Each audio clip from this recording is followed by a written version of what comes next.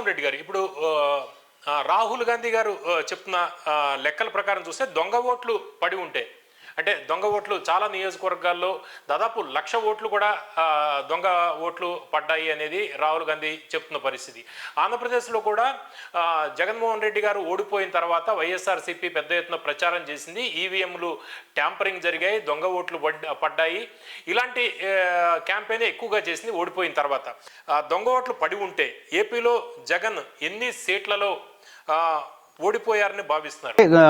పవన్ గారు, బేసిక్గా ఆంధ్రప్రదేశ్లో ప్రభుత్వం మార్పుకు మనకు స్పష్టమైన కారణాలే కనిపిస్తున్నాయి. ఎలక్షన్కి ముందు అంచనాల్లో నేను కూడా లోపం ఉండొచ్చు, చాలామంది లోపం ఉండొచ్చు, కానీ ప్రభుత్వ చేంజ్ని ప్రజలు కోరుకున్నారనేది చాలా క్లియర్గా మనకు కనిపిస్తుంది. కాకపోతే ఆంధ్రప్రదేశ్లో ఏమైందంటే, నెంబర్ 1, వైసీపీ ఇంత భారీ ఓటమి చెందుతుందని తెలుగుదేశంలో అనుకోవాలా. బహుశా తెలుగుదేశంలో అనుకుంటే పొత్తు కూడా పెట్టుకోండి ఎవరితో, అంటే ప్రత్యర్థి కూడా ఊహించని పెద్ద ఓటమి కదా.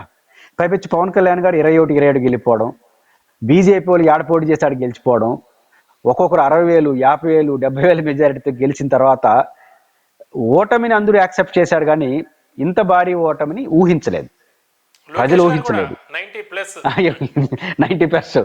ఇవన్నీ అంటే అంతకుముందు సొంతంగా ఎమ్మెల్యే కూడా పవన్ కళ్యాణ్ గారు గెలవలేదు కదా, 2 చోట్ల పోటీ చేయాలి. అలాంటి 2021 ఏంటి ఇట్లాంటి నేను ఓడిపోవడానికి తగిన కారణాలు నాకు కనిపిస్తున్నాయి, నేనేం కాదన్ను. బట్ మొత్తం ఫలితాలు చూసినప్పుడు ఇంత భారీ ఓటమి ఎలా అయిందనే అనుమానం జగన్ గారు ఫస్ట్ డే చేసిన ప్రసంగంతో కొంత ఎక్కడో చిన్న అనుమానం కలిగింది. అయితే ఎప్పుడైతే ఈ 2 కారణాలు ఇచ్చా ఈ బలపడి మీలాంటి వాళ్ళు ఇప్పుడు నిజంగా జరుగుంటే ఎన్ని చోట్ల జగన్ అనవసరంగా ఓడిపినాడు, అన్యాయంగా ఓడిపినాడు, ఎన్ని సీట్లు జగన్కి వచ్చి ఉంటుందనే ప్రశ్న ఉత్పన్నం అవుతుందంటే ఎంత బలంగా ప్రజలు 2 కారణాలు అయితే జరుగుతుంది పవన్ గారు. ఒక కారణం ఏంటంటే ఎలక్షన్ కమిషన్ బిహేవియర్. ఇప్పుడు ఎలక్షన్ మీరైనా నేనైనా ఓటు ఎవరికి వేసామని దేని చూసి నిర్ణయించుకుంటాం? మనం ఈవీ ఫ్యాడ్లు చూసి నిర్ణయించాం. ఎందుకంటే 10 సెకండ్లు మనకు అది కనపడుతుంది, ఈవీ మిషన్స్కి, ఈవీ ఫ్యాడ్లకి. ఈవీ మిషన్లు, ఈవీ ఫ్యాడ్లు నిక్షిప్తమై ఉంచాల్సిన సమాచారాన్ని ప్రజా ప్రాతినిధ్య చట్టం ప్రకారం 40 రోజులు ఉంచాల్సిన 20 రోజులకే డ్యామేజ్ చేసేసినారు, డిస్ట్రాయ్ చేసేసినారు. అనుమానం వస్తుంది కదా. ఇప్పుడు ఎవరు నాకు కోర్టుకు వెళ్ళినా ఆ రెండింటిని బ్యాలెన్స్ ఎట్ చేస్తారు? అంటే ఎలక్షన్ కమిషన్ మీద వచ్చిన ఏ ఆరోపణకు కూడా సమాధానం లేదు. పైపెచ్చు మన బాలినేని శ్రీనివాసరెడ్డి గారు జనసేనకు పోయేంత వరకు వీరోచిత పోరాటం చేసినాడు, ఆడిపోయినాడు, ఆపేసినాడు. అంటే ఇవన్నీ చూసినప్పుడు ఒక ఏదో తెలియని అనుమానం. దానికి తోడు 2 కారణాలు. నెంబర్ 1, మహారాష్ట్ర ఫలితాలు ప్రజల్ని బాగా ఆలోచింపజేస్తున్నాయి. నేను కూడా తప్పేదో జరిగింది అన్నగానే ఆలోచిస్తున్నాను. కారణం ఏంటంటే 1 year బ్యాక్ శివసేన అండ్ కూటమికి 35 పార్లమెంట్ సీట్లు వచ్చి స్పష్టమైన మెజారిటీ వస్తే, కరెక్ట్గా 1 year పోకముందుగానే శివసేన ఘోరాతి ఓడిపోవడం ఏంటి? పైపెచ్చు శివసేన అధికారంలో ఉండి 35 సీట్లు వచ్చి ఉంటే వాళ్ళ కూటమికి ఈ 1 year లేదని వ్యతిరేకత వచ్చింది అనుకో, వాళ్ళు ప్రతిపక్షంలో ఉన్నారు, మరింత పెరగాలి, వాళ్ళు ముఖ్యమంత్రి అవుతారు. అసలు వాళ్ళ చరిత్రలో లేనట్టు ఘోరంగా ఓడిపోవడం ఏంటి? ఇది చాలా పెద్ద ఎత్తున ప్రజల్లో అనుమానం వస్తుంది. దానికి తోడు మహారాష్ట్రలో ఒక్కొక్క ఇంట్లో 600 ఓట్లు, 900 ఓట్లు, కుక్కకి ఓటు, అవన్నీ పోలై ఉండడం. తమాషా చూడండి, 500 పోలై ఉండడం. ఇవన్నిటి రీత్యా ఒక అనుమానం బలంగా పడింది. హర్యానా ఫలితాలు 5 గంటల తర్వాత కూడా పెద్ద ఎత్తున పోలింగ్ జరిగింది, అసలు ఊహించని రీతిలో పోలింగ్ జరిగింది. ఇప్పుడు అనౌన్స్మెంట్ అదే సమస్య. 5 గంటలకు 1%, ఆ తర్వాత 12% ఓట్లు పెరిగినాయి. ఎప్పుడూ పెరగనంత భారీ ఎత్తున పెరిగినాయి. ఇదే ఈ 600 ఓట్లు, డాగ్ ఓటు, ఇవన్నీ కూడా పోల్ అయిపోయినాయి. ఇప్పుడు డాగ్ ఎట్ట పోల్ అవుతుంది ఓటు? ఆ కుక్క దాంట్లో ఆ కుక్క బొమ్మే ఉంది, ఎవడైనా కుక్క పోతే ఓటు వేయనీడు కదా, ఎట్ట ఓటు పోలైంది. తర్వాత హర్యానా ఎన్నికల్లో ఢిల్లీలో రైతుల ఆందోళన ప్రభావం వల్ల హర్యానాలో కాంగ్రెస్ గ్యారంటీ గెలుస్తుంది అనుకున్నారు, ఉల్టా ఫలితం వచ్చేసింది. అంటే ప్రజలు ఆశిస్తున్న దానికి భిన్నమైన ఫలితాలు ఆ 2 రాష్ట్రాలు రావడం, ఎలక్షన్ కమిషన్ దేనికి సమాధానం చెప్పకపోవడం, ఈ 2 కారణాల రీత్యా. ఒకటి, దానికి తోడు రాహుల్ గాంధీ చేసిన ప్రెస్ మీట్లో ప్రసంగం ప్రజలు విశ్వసిస్తున్నారు పవన్ గారు. ఎందుకంటే ఆయన ఆషామాషిగా కాకుండా ఇవన్నీ నేపథ్యంలో దాదాపు 6 నెలలు స్టడీ చేసి సావధానమైన ప్రెస్ మీట్ పెట్టడం వల్ల రాహుల్ గాంధీకి ఉన్న, మిగతా ఎట్లున్నా రాహుల్ గాంధీకి చెడ్డ పేరు లేదు. ఆయన ఒక ఇమేజబుల్, మోడీతో సమానమైన అనే విషయంలో వచ్చి, కానీ ఒక ఇన్నోసెంట్ పర్సన్ కూడా చూస్తారు. ఆయనకున్న పప్పు గిప్పని పెట్టారు, కానీ ఒక ఇన్నోసెంట్గా, ఒక గౌరవప్రదంగా చూస్తారు. ఆయన ఇచ్చిన ఒక అథెంటిక్ ఇన్ఫర్మేషన్ అనేది దేశవ్యాప్తంగా చర్చనీయాంశం అవుతుంది. ఆంధ్రప్రదేశ్లో ఎక్కువ అయిపోయింది, ఎందుకంటే ఆల్రెడీ పునాది ఉంది కదా. కాబట్టి రాహుల్ గాంధీ ప్రెస్ మీట్తో ఆంధ్రప్రదేశ్లో వైసీపీ పెద్ద బూస్టప్ వచ్చేసింది. అంటే మా జగన్ చెప్పింది కరెక్ట్ అని వీళ్ళు అనుకోవడం, ప్రజల్లో కూడా ఏదో జరిగిందబ్బా అనుకోవడం. ఇది కానీ ఎలక్షన్ కమిషన్ సీరియస్గా తీసుకోకపోతే గెలిచిన వాళ్ళందరూ ముద్రేసుకోవాల్సి వస్తుంది. ముఖ్యంగా బీజేపీతో అనుబంధంగా ఉండి గెలిచిన వాళ్ళందరూ వీళ్ళు ఈవీఎంలతో గెలిచిపోయినారు, దొంగ ఓట్లతో గెలిచే చెడ్డ పేరు మొత్తం తెచ్చుకుంటారు.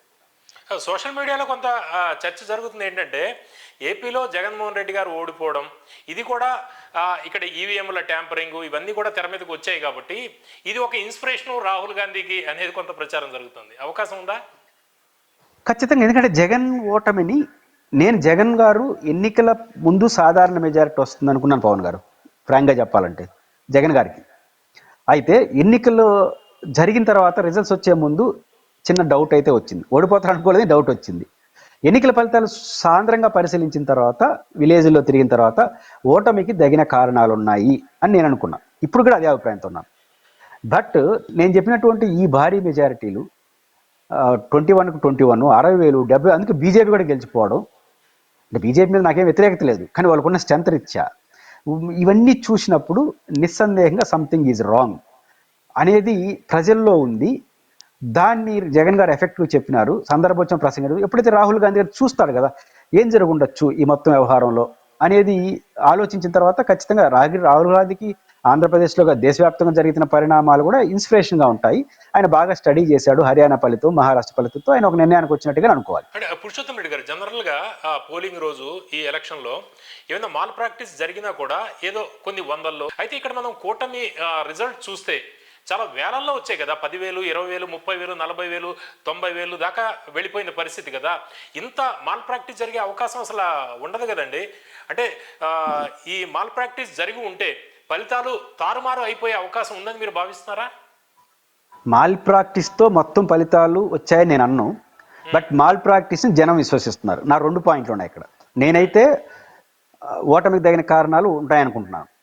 బట్ ఎలక్షన్ కమిషన్ వ్యవహరించిన తీరు, తర్వాత హర్యానా మహారాష్ట్ర జరిగిన ఫలితాల తీరు, ఎలక్షన్ కమిషన్ బిహేవియర్, నియామకాలు, మాక్సిమం ఎన్ని నియోజకవర్గాల్లో మార్పులు జరిగే అవకాశం ఉంది రిజల్ట్ లో?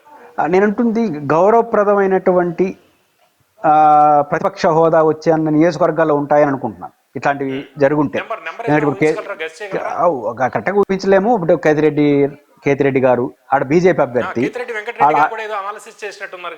ఆయన అనాలిసిస్ ప్రజలు నమ్ముతారు. కారణం ఏంటంటే కొన్ని పోలింగ్ బూతుల్లో ఒక ఓటు వచ్చింది ఆయన. సమస్య ఏంటంటే ఆ పోలింగ్ బూత్లో ఎంపీకి ఒక ఏజెంటు, రిలీవ్ ఏజెంటు, ఎమ్మెల్యేకి ఒక ఏజెంటు, రిలీవ్, 4 ఓట్లన పడాలి కదా పవన్ గారు. ఏజెంట్లన్నా ఓటేస్తారు, ఏజెంట్లు కూడా ఓటేయకుండా పోతారా ఒక పార్టీకి? కాబట్టి ఇంకో వాళ్ళ కుటుంబ సభ్యులు, కాబట్టి ఒక ఓటు రివర్స్లో కాంగ్రెస్కి 200 ఓట్లు పడడం, ఇవన్నీ చూసినప్పుడు ఖచ్చితంగా వారి నియోజకవర్గంలో ఫలితం కావచ్చు.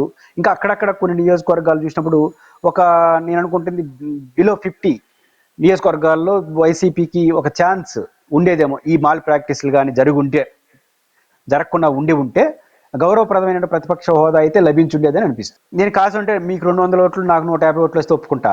అసలు ఒక ఓటు ఏంటి అని నా పాయింట్ ఏంటంటే ఎమ్మెల్యేకి ఒక ఓటు ఏంటి కేతిరెడ్డికి అంటే వాళ్ళు ఆయన ఏజెంట్ గడ వేయరా అనేది నా పాయింట్. నాకు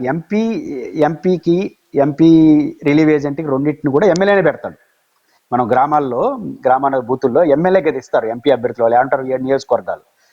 కనీసం ఆయన ఏజెంట్లు అనేరా, ఆయన ఏజెంటు ఆయన రిలీవ్ ఏజెంట్ 2 ఓట్లనే పడాలి కదా ఒక పోలింగ్ బూత్లో. ఒక ఓటు పడడం ఏంది? ప్రొఫెసర్ ఏజెంట్ కుటుంబ సభ్యులు కూడా వేస్తుంటారు. ఒక ఓటు అనేది ఎవరు ఊహించిన ఓటు కదా ఆ వైసీపీ లాంటి పార్టీలకు. కాబట్టి ఇట్లాంటివి చాలా జరిగి అక్కడ 700 ఓట్లతోనే ఆయన ఓడిపోయినాడు. ఇట్లాంటి కొన్ని నియోజకవర్గాలు చూసినప్పుడు ఖచ్చితంగా ఈ మాల్ ప్రాక్టీస్లు కానీ జరిగాయని ఆరోపణలు ఎదుర్కొంటారు. అది లేకుండా ఉంటే ఒక గౌరవప్రదమైన ప్రతిపక్ష హోదా వాళ్ళకి లభించుండేది అనిపిస్తుంది. అంటే అంచనా నెంబర్ ఏదైనా ప్రిడిక్ట్ చేయగలరా? నేను ఎందుకు ప్రిడిక్ట్ చేయలేకపోతున్నానంటే స్టడీ చేసిన దానికి నాకు అక్కడ నేను మొదటి నుంచి అంచనా ఈ ప్రభుత్వం ఓడిపోవడానికి తగిన కారణాలు నాకు కనిపిస్తున్నాయి. అంటే మాల్ ప్రాక్టీస్ సెకండరీ, ప్రైమరీగా నేను ఓడిపోవడానికి తగిన కారణాలు కనిపిస్తున్నప్పుడు ఈ అంచనా వైపు వెళ్ళడానికి కొంచెం అంటే నైతికత ముందుకు వస్తుంది కదా. నేను నమ్ముతున్నా ఈ ప్రభుత్వం ఓడిపోవడానికి తగిన కారణాలు ఉన్నాయని.